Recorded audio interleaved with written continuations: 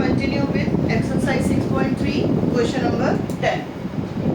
चलिए देखिए बेटा, क्वेश्चन नंबर 10 में क्या है, CD and GH are respectively the bisectors of angle ACB and angle EGF such that D and H lie on the sides AB and FE of triangle ABC and triangle EFG।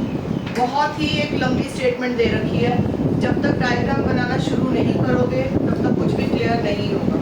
ठीक है, question को एक बार पहले पूरा read कर लो, उसमें जो सबसे इम्पॉर्टेंट चीज़ लगती है कि यहाँ से हम अपना डायग्राम बनाना शुरू कर सकते हैं, वहीं से क्वेश्चन को स्टार्ट करेंगे। इससे नेक्स्ट लाइन में देखिए क्या बोला हुआ है, if triangle ABC is similar to triangle FEG। तो दो ट्राइंगल्स की बात हुई है यहाँ पे, और वो दोनों ट्राइंगल्स कैसी हैं, सिमिलर हैं। तो यहीं से हम अपना डायग्राम बनाते हैं। दो ट्राइंगल्स बनाएंगे ABC,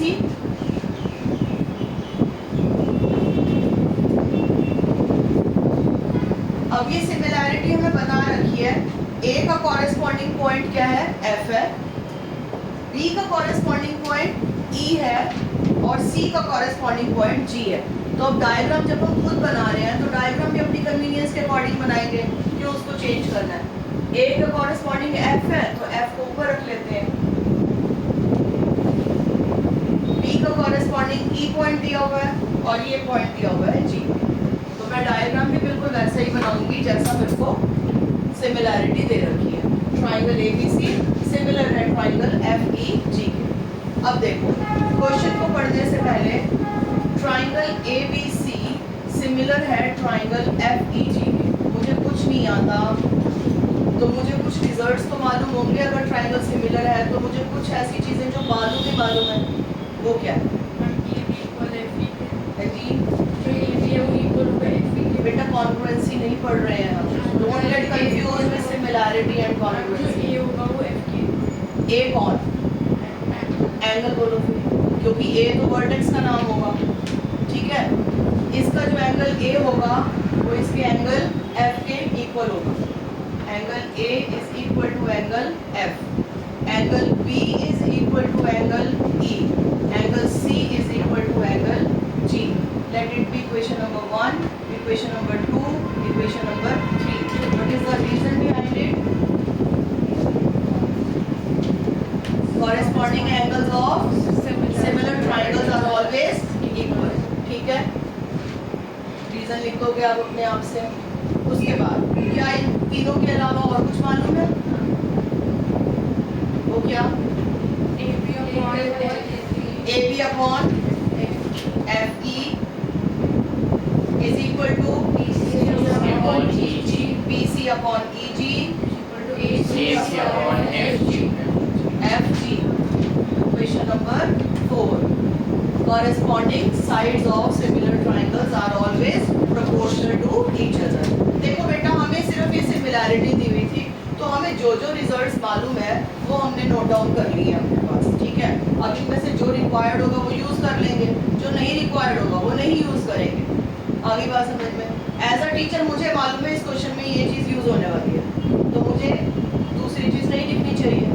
बट एग्जाम में आपको तो नहीं मालूम है ना, कोई भी अननोन क्वेश्चन आ जाता है तो आप उसको कैसे अटेम्प्ट करोगे, मैं सिर्फ उस पॉइंट ऑफ व्यू से आपको सिखा रही हूँ।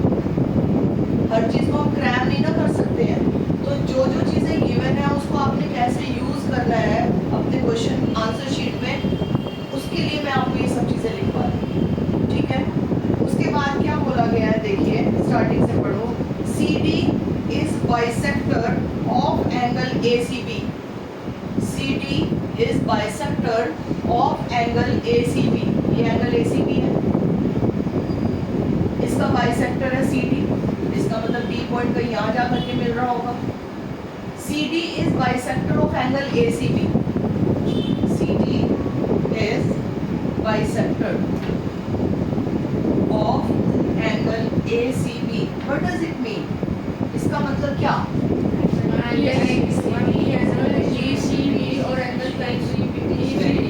इसका मतलब ये एंगल इस वाले एंगल के इक्वल होगा। क्या मैं इसको नंबरिंग कर दूं?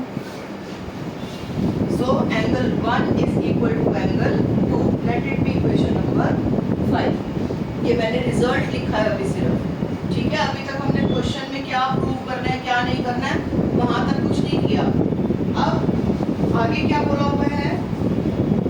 GH is bisector of angle EGF. EGF ये एंगल है, GH इसका बाइसेक्टर दिया हुआ, इसका मतलब H यहाँ पर कहीं लाई कर रहा होगा, ठीक है। सो GH is bisector of angle EGF. This implies what? Angle FGH and angle HG.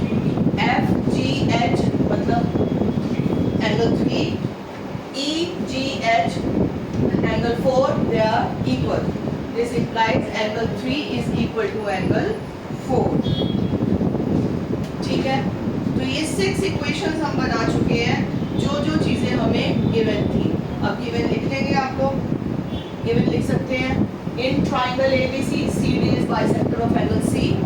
In triangle EGF, GH is bisector of angle G. Second चीज क्या दी हुई है, triangle ABC is similar to triangle FEG, ये given है। जितना भी कुछ given था उसके सारे रिजल्ट्स मैंने यहाँ पर लिख लिए। अब हमें प्रूव करना है, 3 पार्ट्स प्रूव करने हैं इस क्वेश्चन में हमें।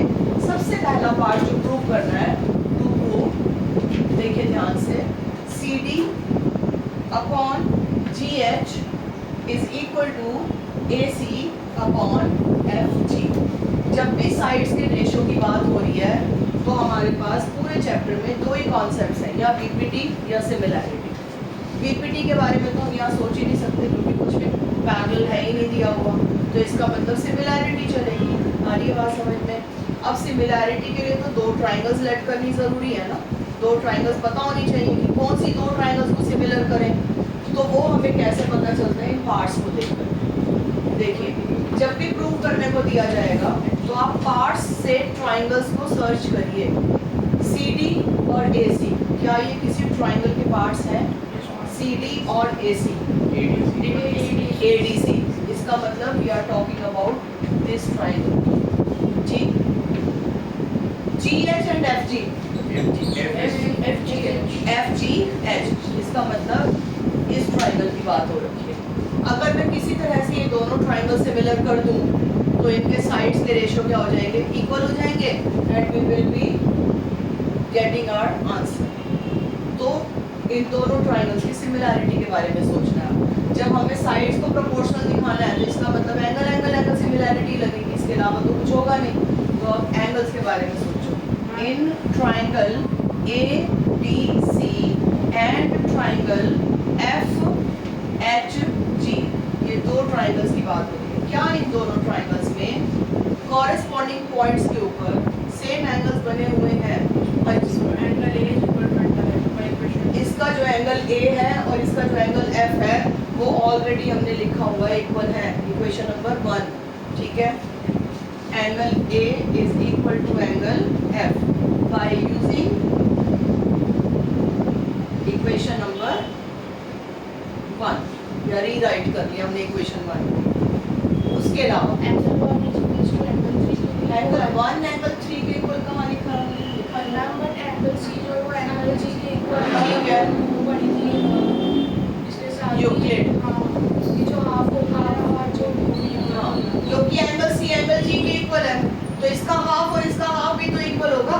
मान लो इसके पास 10 रुपए है, इसके पास 10 रुपए है, तो दोनों को हाफ हाफ कर दो तो 5-5 हो जाएगा, तो रहेगा तो तब भी इक्वली, लेकिन उसको ज्योमेट्रिकली लिखना पड़ेगा, ठीक है। Angle C is equal to angle G, कौन सी इक्वेशन है ये? Equation number 3। तो half of angle C is equal to half of angle G। Angle C का हाफ 1 भी हो सकता है, 2 भी हो सकता है। एंगल G का हाफ 3 भी हो सकता है, 4 भी हो सकता है। अब हम कौन सी ट्राइंगल लेट कर रहे हैं? ACD, तो ACD में कौन सा पार्ट इंक्लूड हो रहा है? एंगल 1। तो एंगल C के हाफ को हम क्या लिखेंगे? एंगल 1, और इसको क्या लिखेंगे? एंगल 3। समझ में आ गई बात? Late it be equation number 7, ठीक है। अब इक्वेशन 1 में एक एंगल की बात हो गई, angle A is equal to angle F। अब हम कह रहे हैं angle 1 is equal to angle 3, तो एंगल एंगल सिमिलैरिटी लग गई। एंगल एंगल सिमिलैरिटी से क्या हुआ, ट्राइंगल्स सिमिलर, ठीक है। So by using equation 1 and equation 7 we can say triangle ADC is similar to triangle, देखो जो A वाला एंगल था वो F के इक्वल है, तो A का कॉरेस्पॉन्डिंग पॉइंट क्या हो गया, F हो गया। यहाँ D की और H की हमने कोई बात ही नहीं की। यहाँ पर C पर बना था एंगल A1 और यहाँ G पर बना था एंगल 3, तो इसका मतलब इसका जो पॉइंट C है वो इसके पॉइंट G के कॉरेस्पॉन्डिंग है, तो बचा कौन सा पॉइंट, H। तो triangle ADC is similar to triangle FHG। आगे बात समझ में। अब अगर ये सिमिलर है बाय एंगल एंगल क्राइटेरिया, अगर ये सिमिलर है तो इनकी साइड्स का रेशियो इक्वल होना चाहिए। So this implies AD upon FH is equal to DC upon HG is equal to AC upon FG। Corresponding sides of similar triangles are always proportional to each other। देखो क्या prove करना, CD upon GH चाहिए, है कहीं लिखा CD upon GH, ये AC upon FG चाहिए, ये AC अपॉन FG, यानी कि लास्ट के दो पार्ट्स हमें अपने आंसर में चाहिए। तो कंसीडर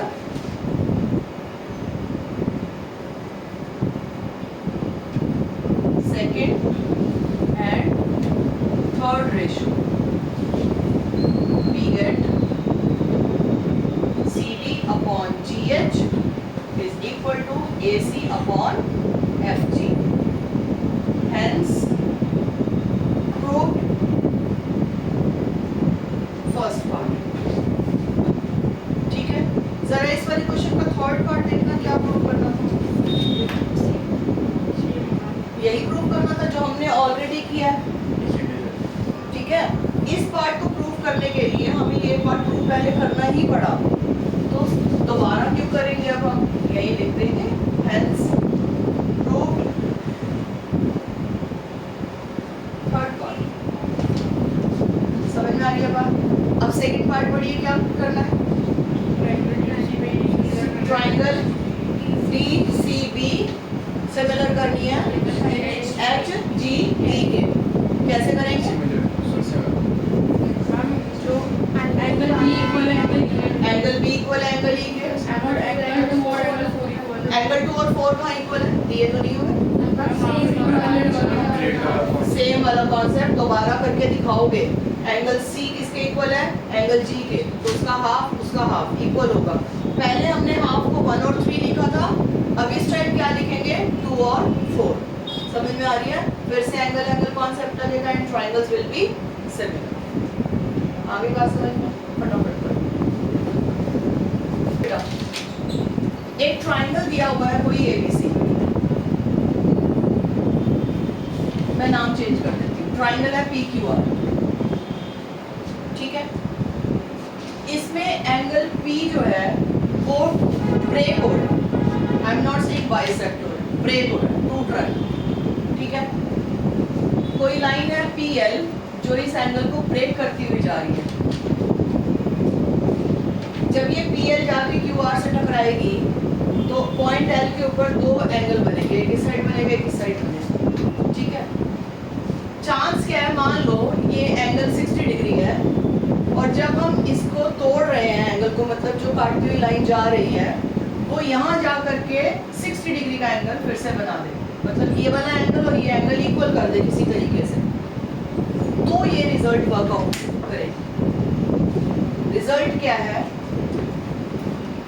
60 हटा देती हूँ, एंगल P जो है या एंगल QPR कह लो, अगर एंगल PLR के इक्वल हो जाए then PR square is equal to LR multiplied by QR। जो एंगल इक्वल हुआ है ये, इसकी ऑपोजिट साइड जो होगी उसका स्क्वायर, ठीक है। जिस साइड पर ये एंगल बना हुआ है वो वाला पार्ट और पूरा पार्ट, मतलब पूरी लाइन, इन दोनों का प्रोडक्ट इक्वल होगा PR स्क्वायर। समझ में आया? रिजल्ट समझ में आया? कब लगा ये रिजल्ट वो समझ में आया? अगर कोई एंगल इस तरीके से ब्रेक हो रहा हो कि वो अपने ही सामने वाली साइड के ऊपर सेम एंगल बना डाले, तब हम ये रिजल्ट अप्लाई कर सकते हैं। ठीक है, जैसे सपोज करो ये ट्राइंगल है BEF, एंगल D जो है it is equal to this angle. तो क्या आप इसके ऊपर रिजल्ट अप्लाई कर सकते हो? रिजल्ट अप्लाई कर सकते हो? बोलना जरा रिजल्ट क्या बनेगा?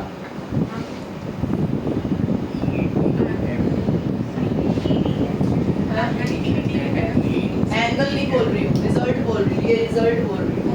दिस रिजल्ट ED का square is equal to EM into EF। आगे बात समझ।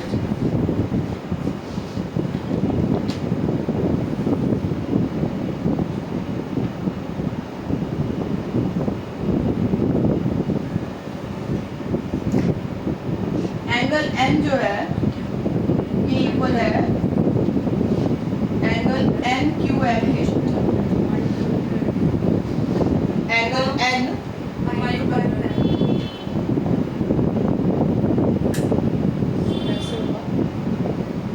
चार्जिंग नहीं होगी इस पर रिजल्ट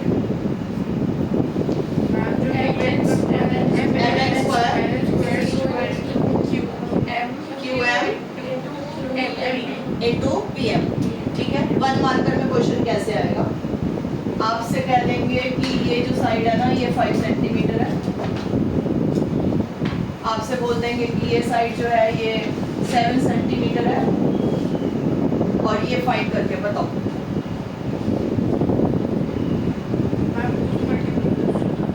हमें तो फॉर्मूला मालूम है, PR का स्क्वायर मतलब 7 का स्क्वायर कर दिया, LR मतलब 5 हो गया। इस फॉर्मूला के अकॉर्डिंग हमारे पास QR की वैल्यू आएगी। पूरे QR में से LR माइनस कर दोगे तो बच जाएगा क्या? QL बच जाएगा। ठीक है, फाइंड तो तब करोगे ना जब रिजल्ट याद आएगा टाइम से। रिजल्ट ही याद नहीं आएगा तो कैसे करोगे? अभी बताने के बाद भी मैं बता रही हूँ, जब टेस्ट में दूंगी ना तो आप सब गलत ही करोगे क्योंकि आपको याद ही नहीं आएगा। एक पेज बना लो ट्राइंगल चैप्टर का, स्टार्टिंग में 1 पेज या 2 पेज, और उसके ऊपर जितने भी रिजल्ट्स हैं वो सारे के सारे लिखते चले जाओ। जो भी क्वेश्चन मैं आपसे बोल रही हूँ कि एज अ रिजल्ट इसको याद रखना है, वो सारे के सारे डायग्राम बनाओ और उसके सामने उसके रिजल्ट्स लिखो, ताकि जब एग्जाम में तैयारी करने बैठो तो उसको गो थ्रू कर पाओ। नहीं तो ढूंढते रह जाओगे। ट्रेपीजियम वाले क्वेश्चन का मैंने बोला था आपको, एज अ रिजल्ट उसको याद कर लो। समझ में आ रही है? तो जितने भी रिजल्ट्स आते हैं उस पेज के ऊपर आप नोट डाउन करते चले जाएंगे, तो साथ के साथ आपके नोट्स बनते जाएंगे। नहीं तो लास्ट में क्या होगा, एक क्लास उसी के लिए वेस्ट करनी पड़ेगी आपको। आगे बात समझ में? तो ये भी डायग्राम बना लीजिएगा। कब ये रिजल्ट अप्लाई होता है वो भी लिख लीजिएगा, और रिजल्ट कैसे अप्लाई करना है वो भी लिख लीजिएगा। समझ में आ गई? अब इसका प्रूफ देख लो कैसे करना है। एक्सरसाइज का क्वेश्चन आप खुद करेंगे, मैं इसी क्वेश्चन पे इसी डायग्राम से सिखा रही हूँ। देखिए, हमें एंगल P इक्वल दिया हुआ है एंगल PLR के। ठीक है, ये गिवन है और हमें प्रूव करना है PR square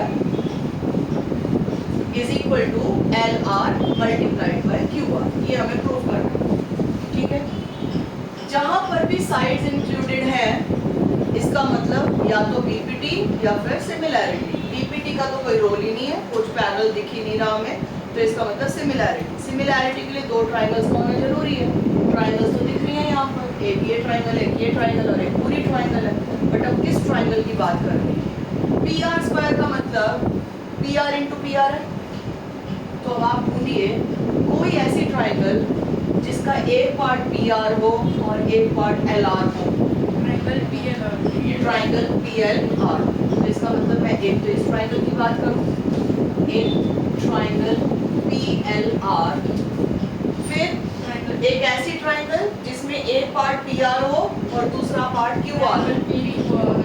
triangle PQR। PQR, तो ये दो ट्राइंगल्स हमने कंसीडर कर ली। इन दोनों ट्राइंगल्स में देखो पॉइंट P यहाँ भी दिख रहा है, पॉइंट P यहाँ भी दिख रहा है। PLR में पॉइंट P सिर्फ इतना है, एंगल P सिर्फ इतना है, जबकि PQR में एंगल P पूरा है। तो इसका मतलब ये कॉमन तो नहीं है, तो P पॉइंट की तो बात करनी ही नहीं है। दूसरा L, इस ट्राइंगल का जो L है वो इस ट्राइंगल के P के इक्वल हमें गिवन है। तो ट्राइंगल PLR का angle PLR is equal to QPR, यानी कि पॉइंट L पॉइंट P के कॉरेस्पॉन्डिंग होगा। अब देखो ट्राइंगल PLR का एंगल R ये और ट्राइंगल PQR का एंगल R ये कॉमन हो गया, एंगल R दोनों, इसका एंगल R और इसका एंगल R क्या हो गया, कॉमन। आप पूरा नाम लिखेंगे, एंगल R नहीं, इस ट्राइंगल में इसको लिखोगे एंगल LRP, सॉरी हाँ LRP, और इसमें लिखोगे QRP, ठीक है। तो एंगल सिमिलैरिटी से triangle PLR is similar to triangle, देखो इसका पॉइंट L और बड़े वाली ट्राइंगल का P, ये सेंटर में लिखा जाएगा। इस ट्राइंगल का R और दूसरी ट्राइंगल का R कॉरेस्पॉन्डिंग है, तो R यहाँ लिखा जाएगा, बचा पॉइंट Q। तो triangle LPLR is similar to triangle QPR। अगर ये ट्राइंगल सिमिलर है तो इनके साइड्स के रेशियो इक्वल होने चाहिए।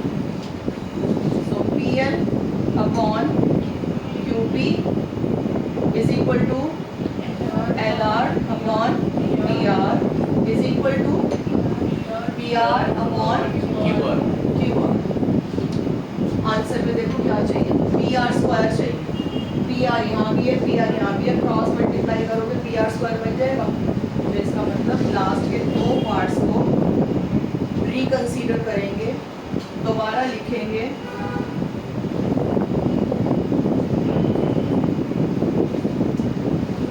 क्रॉस मल्टीप्लाई करेंगे, we will be getting our answer PR square is equal to LR into QR। आगे बात समझ में क्लियर है? अब डायग्राम बनाइए जो आपको दिया गया है ट्राइंगल ABC करके, और फिर उसके बाद क्वेश्चन को प्रैक्टिस कीजिए। आप लिख पा रहे हो या नहीं लिख पा रहे हो?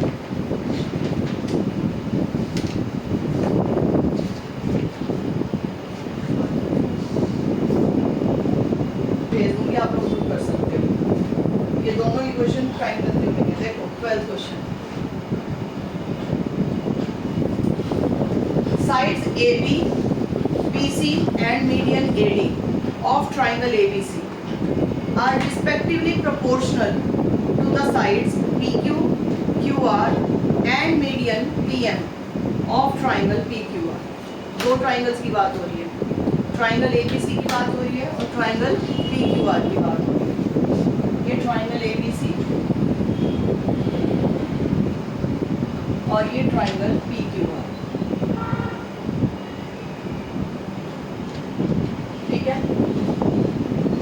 AD मीडियन दिया हुआ है आपको ट्राइंगल ABC का। मीडियन का मतलब समझते हो? मीडियन क्या होती है?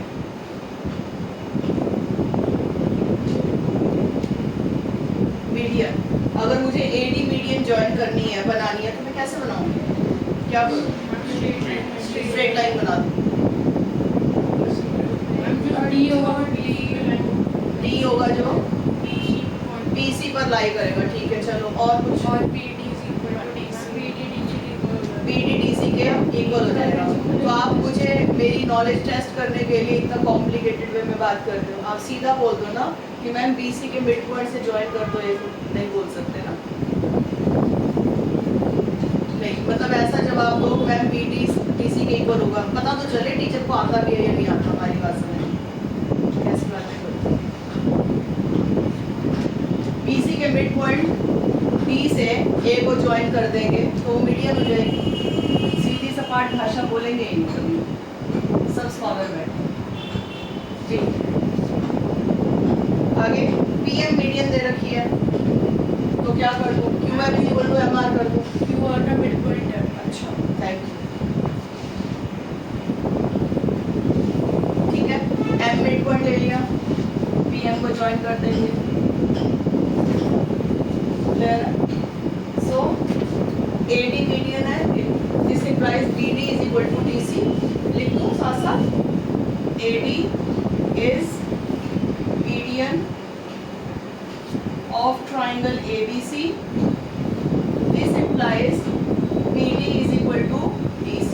Let it be question number 1. PM is median of triangle PQR. इसका मतलब QM is equal to MR. जब इसका यूज करना होगा तब हम इसको यूज कर सकते हैं। जो रिजल्ट हमें पता है वो तो हमने लिख ही लिया है। अब क्वेश्चन में गिवन क्या है कि जो साइड AB है, इसकी जो साइड BC है और जो इसकी मीडियन AD है, ये प्रोपोर्शनल है किसके, इसकी PQ साइड के, QR साइड के और PM मीडियन, मतलब इनके रेशियोज जो है वो आपस में क्या है, equal.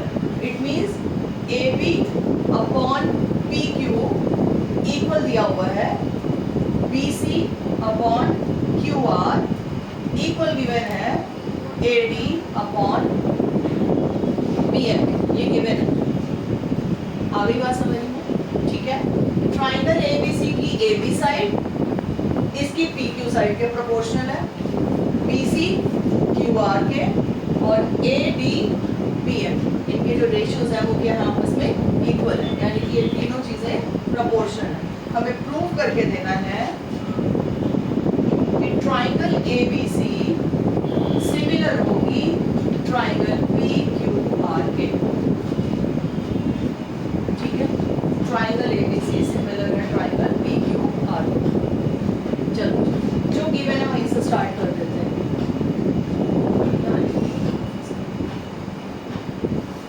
AB upon PQ is equal to BC upon QR is equal to AD upon PM, given है। क्या मैं BC को ब्रेक करके BD प्लस DC लिख सकती हूँ? इसी तरीके से QR को QM प्लस MR लिख सकती हूँ, ठीक है। क्या मैं BC को चेंज करके BD प्लस BD लिख सकती हूँ? लिख सकती हूँ। इसको मैं QM प्लस QM लिख सकती हूँ। क्या BC की जगह पे ट्वाइस ऑफ BD लिख सकती हूँ? और QR की जगह ट्वाइस ऑफ QM लिख सकती हूँ। तो आपकी चॉइस है, आप 3 स्टेप्स में क्वेश्चन करो या आप सिंगल एक स्टेप में काम कर दो। आगे बात समझ में।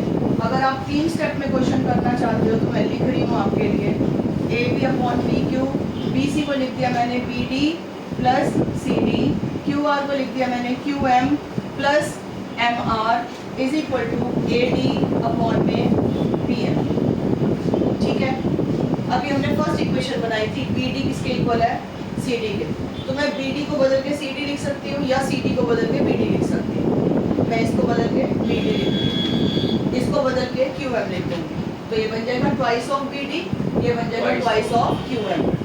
तो AB upon PQ is equal to twice of BD upon में twice of QM is equal to AD upon में PM। मैंने क्या यूज किया यहाँ पे, ये third equation, using equation number 1 and equation number 2, मैंने ये और ये यूज कर ली। आगे बात समझो, ये 2 से 2 कैंसिल हो जाएगा। ध्यान से स्टेटमेंट देखिए, AB अपॉन PQ, इधर देखते जाओ diagram, AB upon PQ equal है BD अपॉन QM इक्वल है AD अपॉन PM। तो इससे क्या हमें कोई रिजल्ट क्लिक करता है माइंड में? Triangle ABD is similar to triangle PQM। आगे बात समझ में, this implies triangle ABD is similar to triangle PQM. ठीक है, क्योंकि सारी साइड्स का रेशो इक्वल है, तो by S criteria we can say triangle ABD is similar to triangle PQM by S criteria.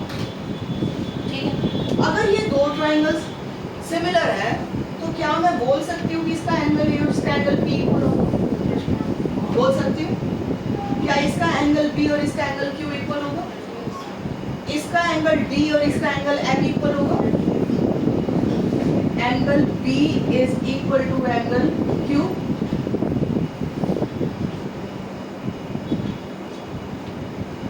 ठीक है, corresponding angles of similar triangles are always equal. तीनों एंगल्स लिखना चाहो लिख देना, बट मुझे ये रिक्वायर्ड है इसीलिए मैंने सिर्फ इसका लिखा, angle B is equal to angle Q. अब जो हमें गिवन था, मतलब इक्वेशन नंबर 3 जो हमने बनाई थी, इस इक्वेशन के पहले दो पार्ट्स लीजिए. By taking first and second ratio of equation number 3 क्या है? AB upon PQ is equal to BC upon QR. Also I am saying that angle B is equal to angle Q by using 3 and by using 4. अगर ये दोनों चीजों को ध्यान से देखो तो इससे कोई रिजल्ट क्लिक कर रहा है?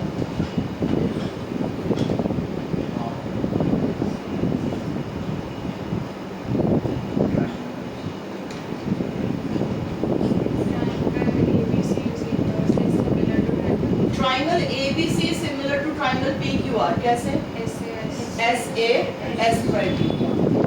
So by SAS criteria triangle ABC is similar to triangle PQR. एक प्रूव करना. समझ में आ गई बात? समझ में आ गया? देखो भाई, जो हमें गिवन था स्टार्टिंग में, उसमें ऑलरेडी ABC ट्राइंगल और PQR ट्राइंगल की दो साइड्स का रेशियो तो इक्वल दे ही रखा था. ठीक है, तो हमें अगर सिमिलैरिटी प्रूव करनी है तो या तो हम तीसरी साइड को ले आते हैं, AC upon PR.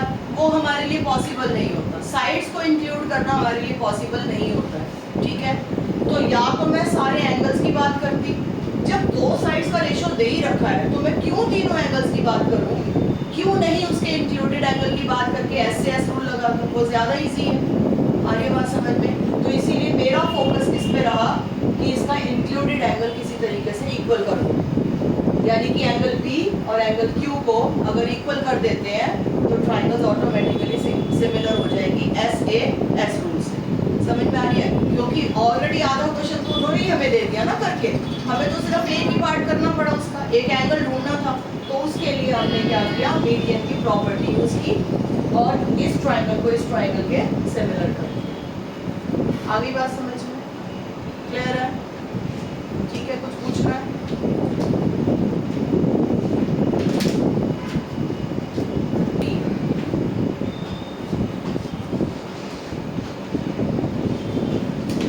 Question number 14 में हमें गिवन है AB upon PQ,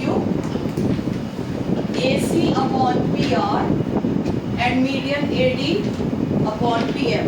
they are equal, ये प्रोपोर्शनल है एक दूसरे के. और हमें अगेन प्रूव करना है ट्राइंगल ABC ट्राइंगल PQR के सिमिलर होगी.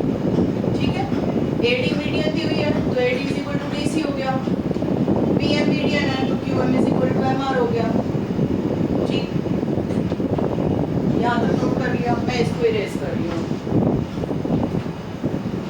कंस्ट्रक्शन, इस क्वेश्चन में हमें कंस्ट्रक्शन करनी पड़ती है. देखिए, AD को एक्सटेंड कर देंगे या प्रोड्यूस कर देंगे up to point E such that AD is equal to DE। ठीक है, जितना ये AD का लेंथ है उतना ही आगे DE का लेंथ हो जाए। इस तरीके से इसको प्रोड्यूस कर दिया। सेम कंस्ट्रक्शन यहाँ करनी पड़ेगी। PM को एक्सटेंड कर देंगे पॉइंट N तक, such that PM is equal to MN। ठीक है, जॉइन CE, यहाँ से सेम कंस्ट्रक्शन, जॉइन RN, ये सब कंस्ट्रक्शन में produce AD up to point E such that AD is equal to DE, join CE.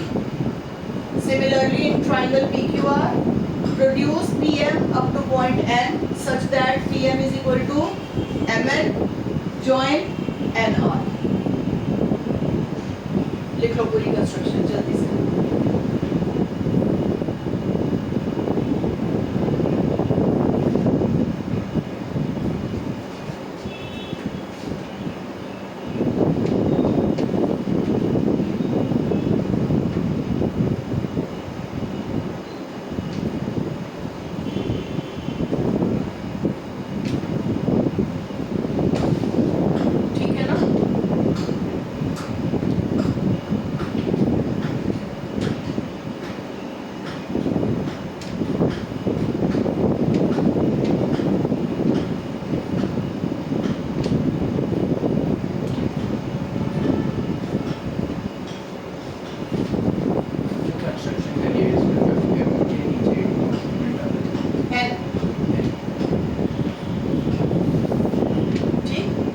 देखिए, in triangle ABD and triangle ECD, ये वाली ट्राइंगल ले रही हूँ और ये वाली ट्राइंगल ले रही हूँ।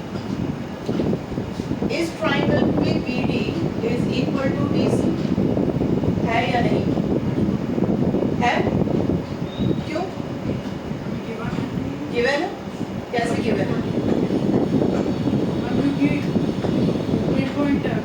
क्योंकि AD मीडियन था तो D मिड पॉइंट हो गया। रीजन लिखो।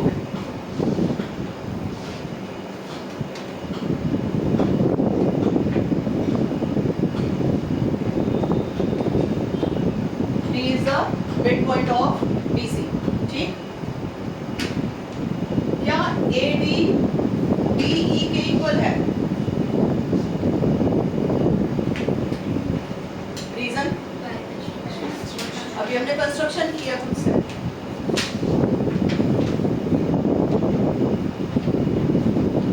क्या एंगल 1 एंगल 2 के इक्वल होगा?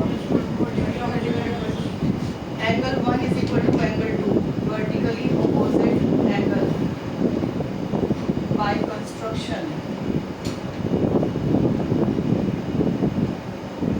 D is mid point. जरा इन तीनों पार्ट्स को ध्यान से देखना, ये ट्राइंगल्स में क्या रिलेशन बन रहा है।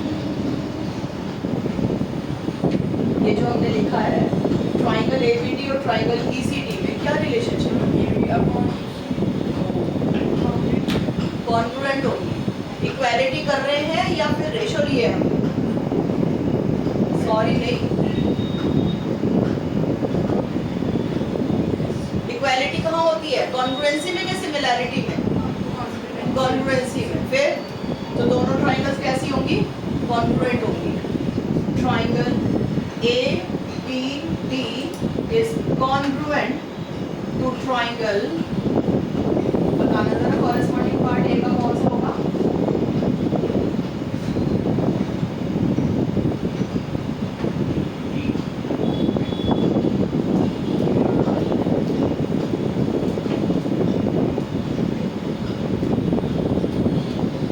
कौन सा?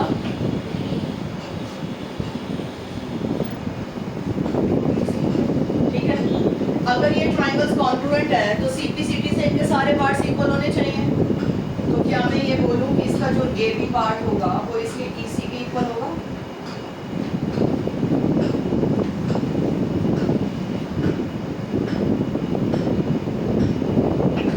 ठीक है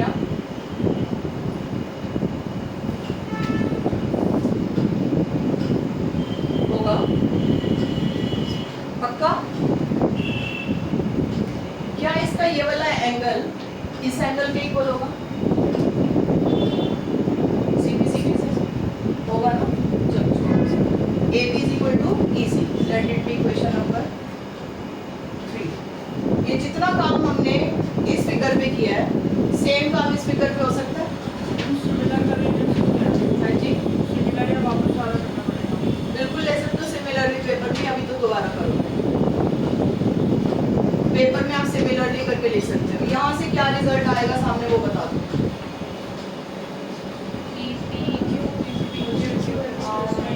PQ is equal to NR हो जाएगा, समझ में आया। In this triangle and this triangle बिल्कुल सेम एग्जैक्टली ऐसे स्टेप्स लिखेंगे, कॉन्ग्रुएंसी प्रूव करेंगे एंड सिमिलरली PQ की वैल्यू इक्वल हो जाएगी किसके, NR के। जल्दी कर लीजिए फटाफट।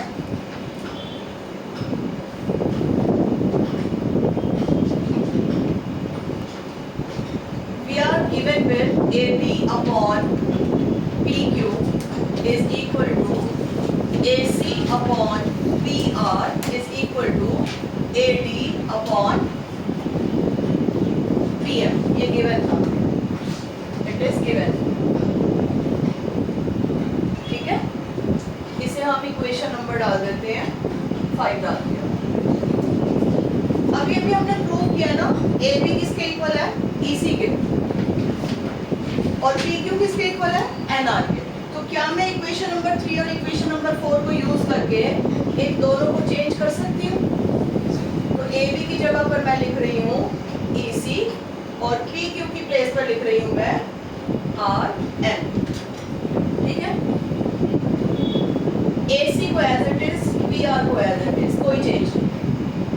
क्या मैं AD को हाफ ऑफ AE बोल सकती हूँ? क्या AE का आधा है, हाफ है? कंस्ट्रक्शन है ना, कंस्ट्रक्शन में हमने AD और DE इक्वल रखे थे ना, तो हम बोल सकते हैं जो AD है वो क्या है, AE का हाफ है। तो इसी तरीके से PM जो है that is equal to half of PM। मैंने दो चेंजेस किए, एक मैंने इसको रिप्लेस किया और AD को मैंने हाफ ऑफ AE लिखा है और इसको हाफ ऑफ PM लिखा है। क्या ये हाफ से हाफ कैंसिल हो गया? अब जरा जो बच गई रेशो उसको ध्यान से पढ़िएगा। EC upon RN, AC upon PR, AE upon PM। ध्यान से फिगर को देखो और जो हमारे पास स्टेटमेंट आ गया उसको ध्यान से देखो। क्या कोई रिजल्ट क्लिक कर रहा है?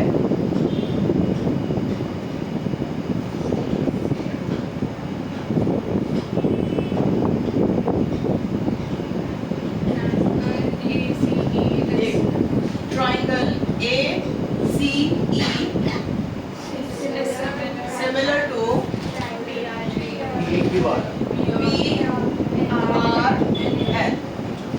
हो गया सिमिलर। अगर ये ट्राइंगल सिमिलर है तो क्या इनके सारे एंगल्स इक्वल होने चाहिए? तो ट्राइंगल ACE का जो एंगल A है यानी कि ये वाला जो पार्ट बन रहा है एंगल A का, ये इसके इक्वल होना चाहिए। इसका मतलब लेट इट, इसको आपने 3 और 4 बोला होगा जब प्रूव किया था। इसको 5 कह देती हूँ, इसको 6 कह देती हूँ। So angle 5 is equal to angle 6। Corresponding angle of similar triangles are always equal, ठीक है ना।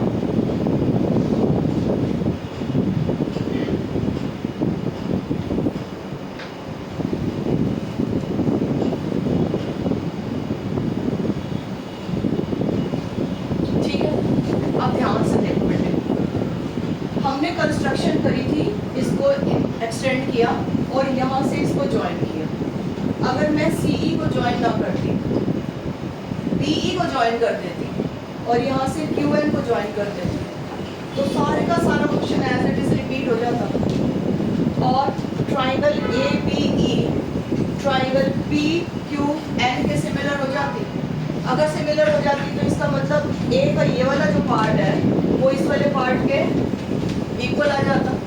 और मैं सारा क्वेश्चन तो दोबारा रिपीट नहीं करूँगी, ना ही आपको कहूँगी दोबारा करने का। तो सिमिलर भी कर सकते हैं आप, पूछो। जैसे आगे आपने सिमिलर करे दो ट्राइंगल, मैम उससे angle C equal to angle R आ रहा है। Angle C equal to angle R हमें चाहिए नहीं, क्योंकि हमारा फोकस ही एंगल ए और एंगल बी पे था। ये मैंने क्वेश्चन के स्टार्टिंग में बताई थी आपको बात। ठीक है तो सारे एंगल्स इक्वल, बट हमारा मेन फोकस किस पे है, एंगल ए पर और एंगल बी पर। तो इसीलिए हमें इस एंगल की जरूरत ही नहीं है। अगली बात समझ में। Similarly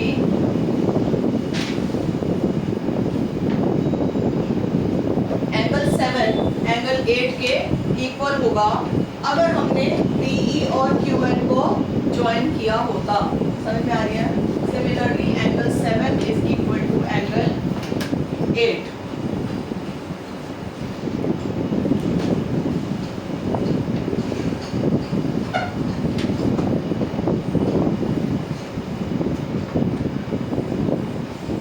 Adding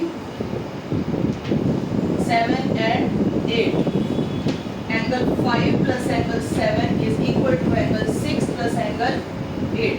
Angle 5 plus angle 7 मतलब angle A, angle 6 plus angle 8 मतलब angle B। इक्वल आ गए। यही हमारा मेन फोकस था। इक्वेशन नंबर 5 के पहले दो पार्ट्स को वापस से रिकंसीडर कर दो।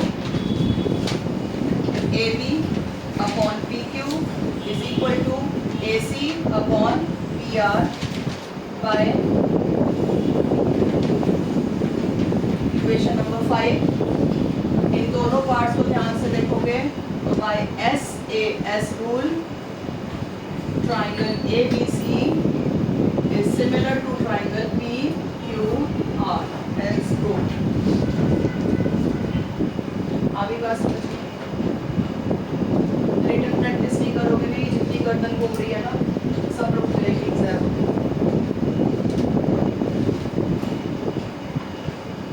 लेंथी क्वेश्चन है, 5 मार्क का क्वेश्चन बनता है, अच्छे से पढ़ लेना इसको। समझ में आ गई बात।